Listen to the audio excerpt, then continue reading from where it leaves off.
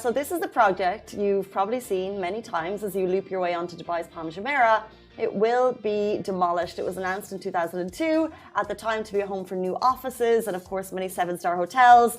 It is prime real estate, and now it was never completed due to a lack of investors. So it looks like they're going to try and make room for new projects. So a demolition contract has been awarded and demolition has been spotted at the site, according to Arabian Business.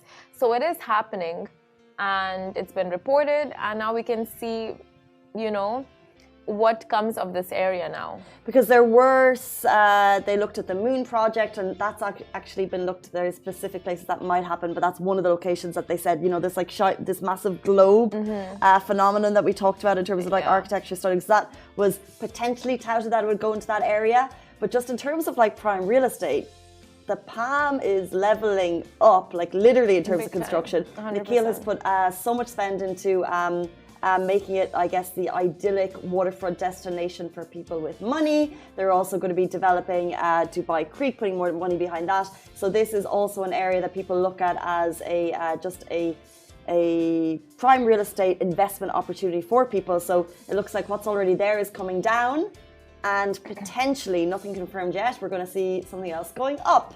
And that's so interesting. It's like you see projects for example, the museum, right? The future of the museum, it was under construction for the longest time. It was made and it's being celebrated, all of that. And then you think, what is Dubai's next big project? Are they going to give it a while? Are they going to sleep on things and then start something, in maybe in 5-6 years? But no, they're on to the next project.